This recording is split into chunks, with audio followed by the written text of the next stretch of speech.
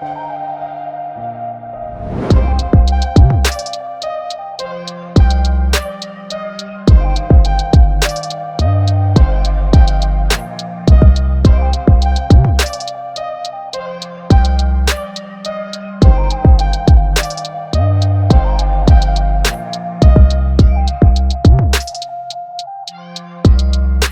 was the turkey trot? How was the turkey trot? Let's start there. It was good. I showed up and had to go get a pass real quick, and I guess they started early, so I missed my daughter's run. That was the only run she had because she didn't place, so she was pretty upset about it. But I got to talk to her about it, and she's good now. But yeah, it wasn't too bad, man. At least she gets to get out there and have fun. That's what I told her. Yeah, that's good. I'm sorry about that. Oh, no. We all got to learn, man. It is what it is, you know. She's wearing Vans too. I'm like, what are you doing in those Vans? Why the Vans? Nothing against running in Vans. Gotta get them Nikes or those Adidas. Yeah, she was like, oh, I don't have them. But man, we could have talked about this, girl. It's always worse when you work hard for it. And she didn't have to work hard, you know. She didn't have to. She literally just decided to stretch this morning and try to win. So I'm like, you're fine. Now, next time, let's put some work in. And if we fall short next time after we put some work in, then I'm more inclined to you crying. But you didn't even try this time, girl. That's great. Well, all right. Well, I'm happy. Well, I'm sorry that the turkey trot, I guess, didn't go exactly how you wanted it to go, but at least we got a good story and a good lesson from it. I guess I wanted to start off first, before we even get into anything, Marcus. I want to say unbelievable performance that you had at UFC 309 in Madison Square Garden, and we're obviously going to talk everything in regards to that. But I wanted to start off by going all the way back to the beginning of the fight camp. When you got the fight to be announced and you knew that you had a fight coming up and you knew it was going to be your first fight in front of a crowd in Madison Square Garden with huge fights at the top of the bill, what were you thinking in regards to preparation for a fight with such a big magnitude behind it, and also being able to step up and go against somebody who's ranked top 15 in the UFC? Obviously, the first thing was like I was excited for the opportunity to overcome big obstacles. You know what I'm saying? I felt like it was a big obstacle for me to be able to take the fight against a guy like Jonathan Martinez and then go in there confident knowing that I could win. As far as the camp went, you know, there wasn't a whole lot that had to be changed in the camp. I think we worked pretty smart, and we are constantly trying to add to our tool set regularly. So I think a lot of the things that we did outside of camp led to a better camp, because honestly, it was probably one of my best camps I had. No stone was left unturned. As far as the result of the fight, honestly, I still wasn't necessarily the most happy with with my performance.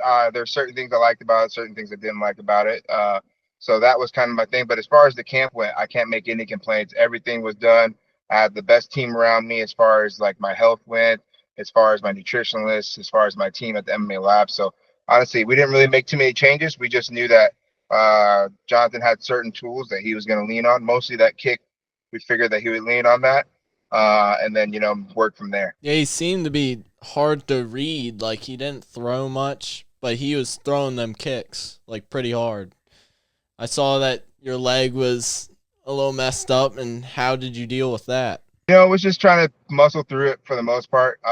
There was multiple kicks that I wasn't necessarily too worried about, but there was really hard ones that he knew he hurt me with, He definitely kicked super hard, so I got to give him credit for that as well. But not just how hard, how accurate he is. He landed it at the right spot at the right time. So, again, hats off to him. But it was just like, keeping in my mind, letting myself know, hey, it's not over till it's over, and it's not over yet. So we'll try to land our shots when we can, be smart not to take too much more damage on it, and, hopefully try to get him out of here, because not once did I lose the thought in my mind that I couldn't touch him and get him out of there. It was just like, all right, making sure that I made smart decisions so I didn't get that leg kicked from under me again.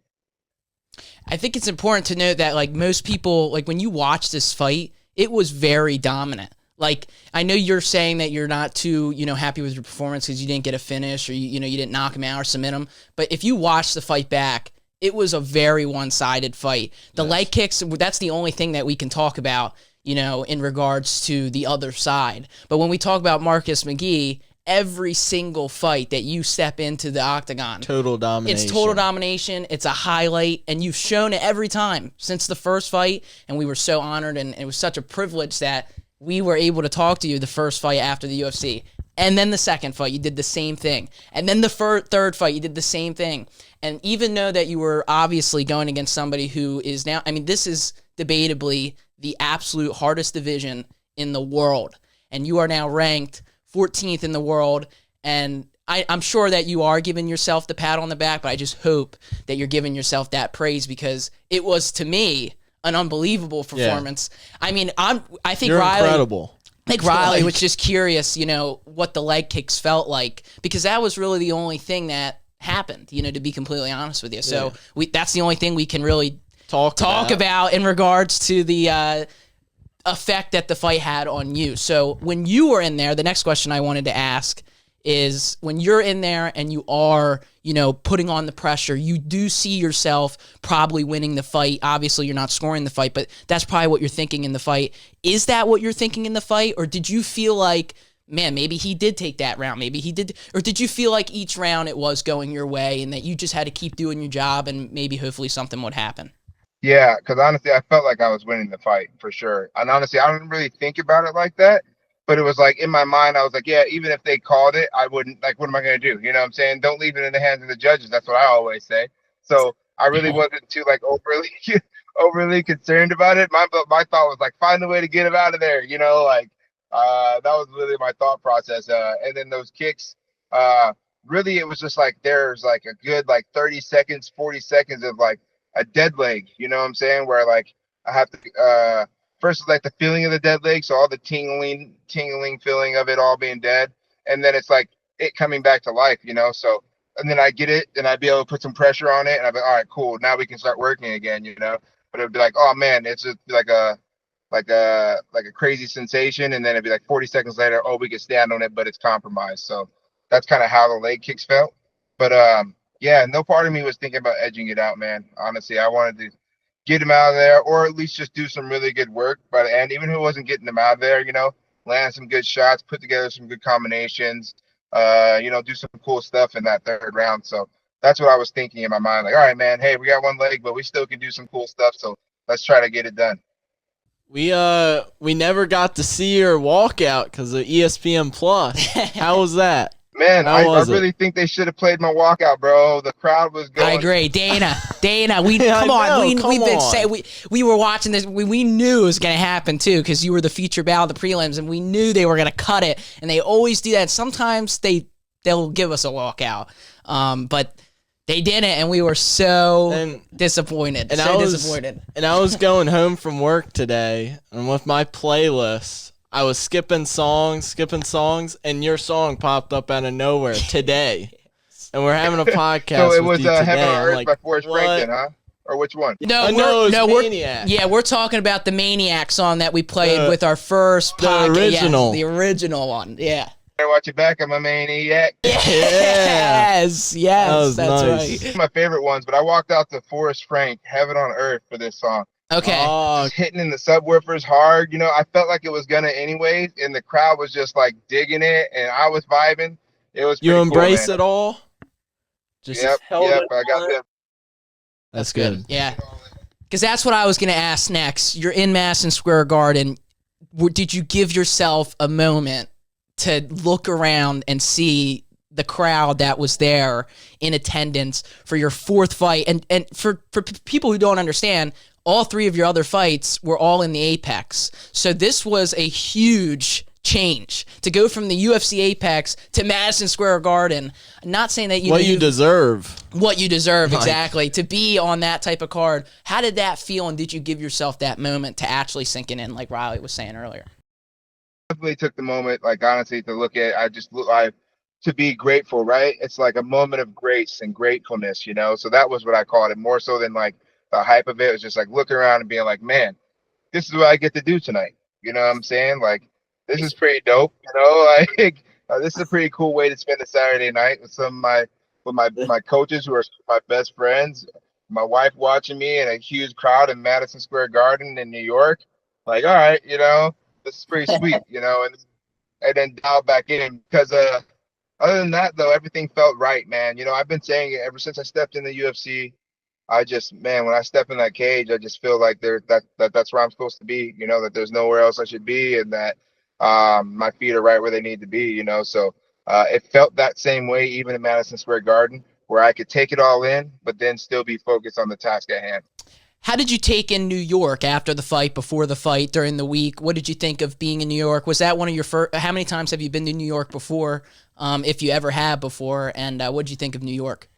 So that was my first time being in New York, and I had a blast, man. It was really cool to see like the monuments and see different buildings and Central Park and like all these different things, and realize like the grand scope of it. Because I've always thought about New York being so small, and even though it is, it's so big, right? So it was really cool. Fight week really felt like just a real chill week, even though it was like all the hype around the fight and everything. Everything felt really like just chill, and the staff felt like real like cozy. I was just chilling all fight week, honestly. Ran into Jonathan a couple times. It was chill.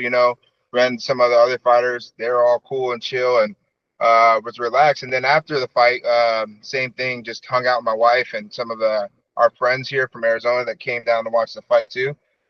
So we just kind of went around and enjoyed the city. Ate some good food. Got to see what Statue of Liberty is like. So I really just took it all in and took advantage of the moment. No matter win, lose, or draw, we knew we were going to stay. At least me and the wife, because I was like, we don't really get a chance to take advantage of these type of things. So no matter what, we were going to stay at least 2 days. So that's what we did. And then, yeah, just enjoyed ourselves there. Went to Chinatown, went to Little Italy, took a cruise, kind of did those type of things. 10 minutes before the fight, like, how was your emotions, and like, what was your preparation right before the fight? Like, were you nervous? I mean, you are nervous every fight, obviously, but yeah, tell me. I feel like it's a different type of nervousness, though. Like, I won't say I'm not nervous. We're all nervous, right? Because we want the best outcome and all these things. But really, I just kind of felt like, in a stoic type of mentality where it's like, yeah, these emotions are all picking up, but I don't have to react to any of these emotions. Everything is the same. This is what I do. Week in and week out, I trained for this moment. I trained to be here. Nothing changes for this 15 minutes. You know what I'm saying? It's going to be 15 minutes of all out war and craziness, and then it'll be over. So all these weeks that compiled, I kind of worked through those emotions during my camp, so that when I walk into that moment, I've already dealt with the emotions. I've already kind of went through what those feelings feel like. Now I can take those feelings and direct them and put them where I want to put them. So really, I was in a big state of just gratefulness. And they say like when you're in that grateful mind state, it's really hard for you to be stressed. So I wasn't stressing. I wasn't stressing at all.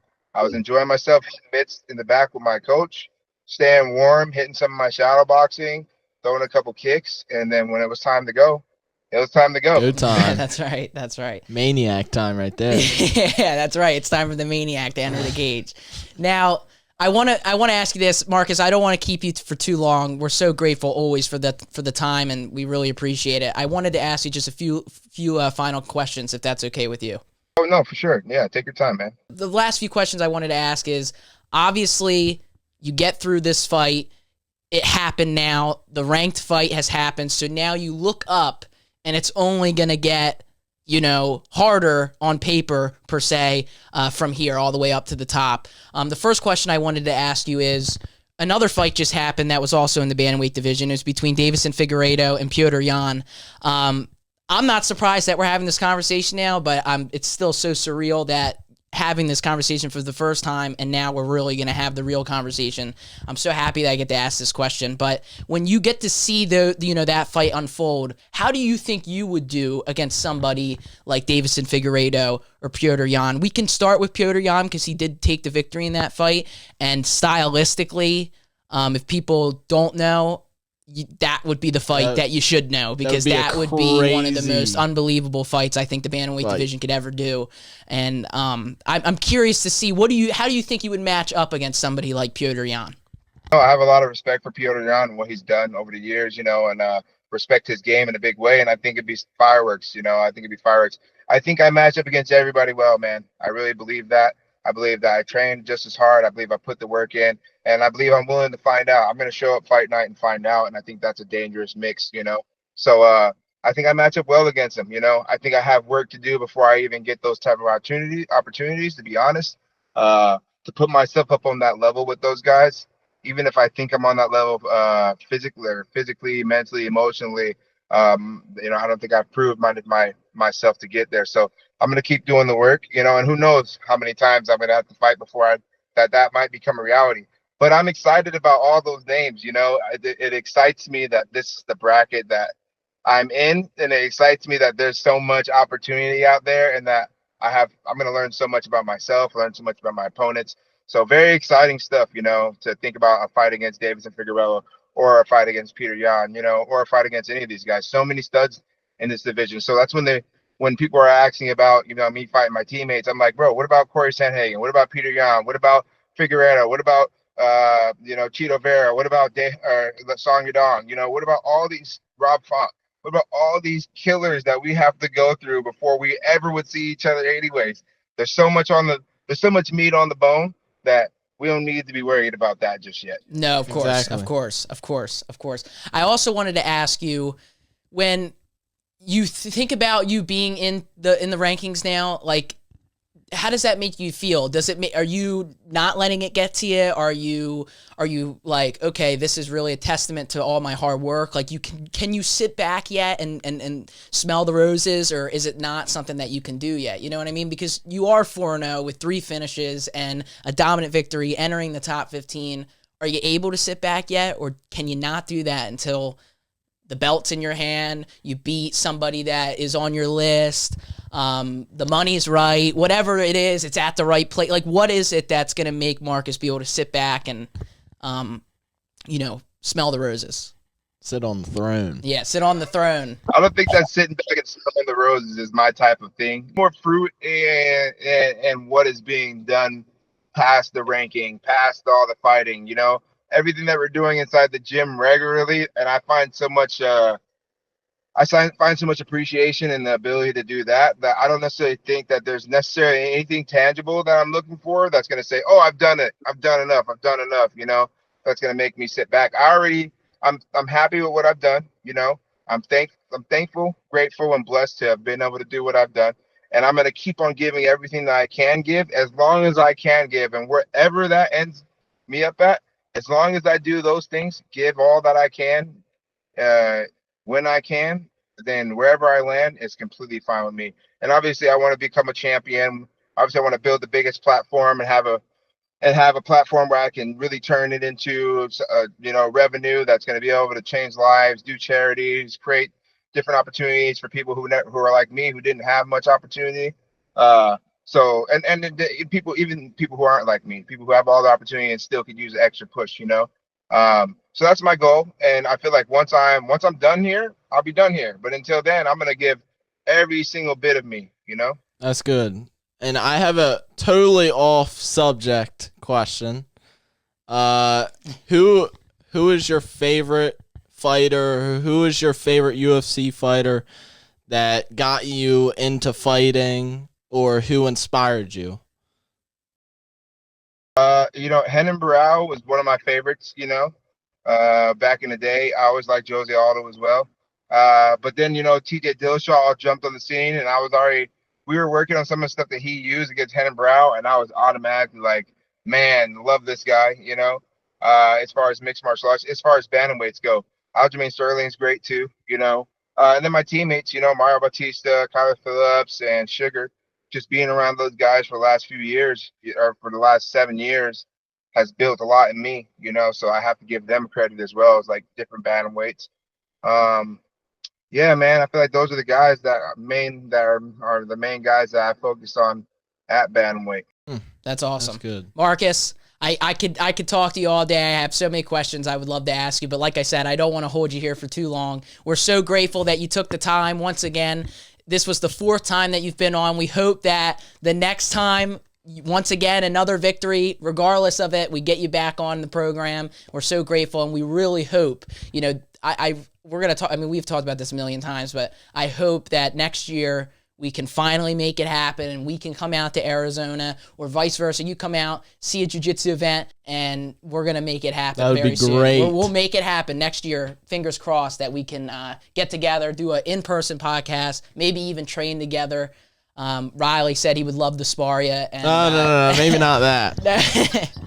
Light that sounds spar, good. 5%. That's it. So thank you for everything, Marcus. I hope you have a great week. Happy Thanksgiving to you and your family, and congratulations once again on an incredible victory at UFC 309. Thank you, man. I appreciate you guys. And yeah, honestly, yeah, we could jump on again even before my next fight.